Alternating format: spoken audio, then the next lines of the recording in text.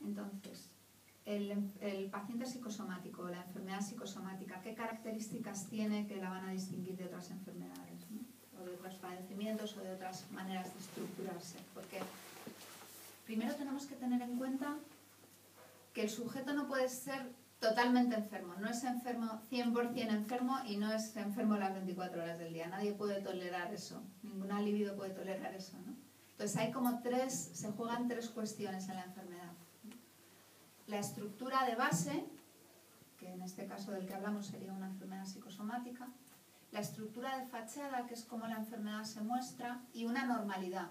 En todo sujeto, por muy enfermo que esté, siempre hay un grado de normalidad. Entonces, la estructura psicosomática, ¿no?, se va a caracterizar, hemos dicho, las enfermedades psicosomáticas cursan típicamente en brotes. Son enfermedades que cursan en brotes.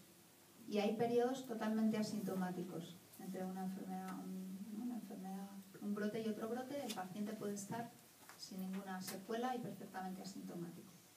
Por ejemplo, la úlcera gástrica, por ejemplo, la artritis reumatoide, que no sé si la he mencionado antes.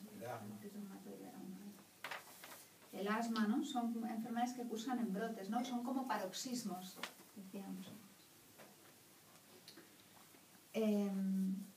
Son enfermedades consideradas por la medicina crónicas, ¿no? Para cambiar el pronóstico ya tendríamos que incluir al paciente en otra lectura, ¿no? En una lectura psicoanalítica, en un proceso psicoanalítico que no le va a diagnosticar, simplemente le va a dejar hablar, ¿no? Le va a hacer llegar a hablar, porque la dificultad del psicosomático precisamente es esa, que por no poder lo somático transformarlo en psíquico, lo va a hacer somático, ¿no? Lo va a hablar con el cuerpo, es decir, los antiguos decían que lo va a gritar, ni siquiera lo va a hablar, ¿no? Que es un grito el del psicosomático. Entonces el psicoanálisis lo que va a hacer es dejarle al sujeto el camino abierto para que pueda gozar del lenguaje en vez de gozar del órgano, porque hay más que un goce del órgano, que eso sería más una cosa histérica, ¿no? En el sentido de que en la histeria hay como una libidinización del órgano, ¿no? Freud, cuando explora a Elizabeth, ¿no?, hay una zona que ya tiene paralizada, que son las piernas.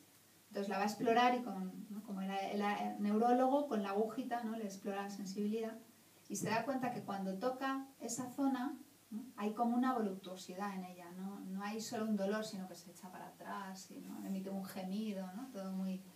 Es decir, que esa zona es una zona libidinizada, es como si fuera una fuente erógena, ¿no?, como las fuentes erógenas habituales. En la histeria, por eso hablamos de desplazamiento de la fuente erógena.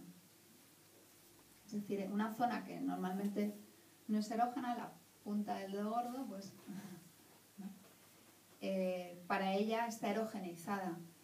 Y el problema es que la erogenización del órgano, por ejemplo la erogenización de los dedos, ¿no?, evita que se pueda realizar normalmente la función. En una pianista que tiene, ¿no?, sexualizada ¿no?, las manos, no puede tocar, ¿no?, porque las ha utilizado probablemente para otra cosa, ¿no?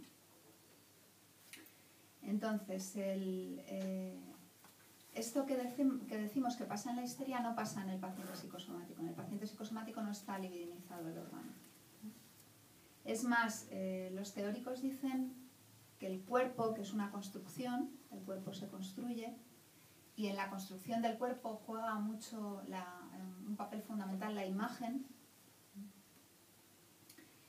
Es como si el órgano psicosomático no estuviera libidinizado, justo, ¿no? No hay representación imaginaria de ese órgano para el sujeto, ¿no?, por decirlo de alguna manera. Es decir, pasa casi lo contrario que en la histeria.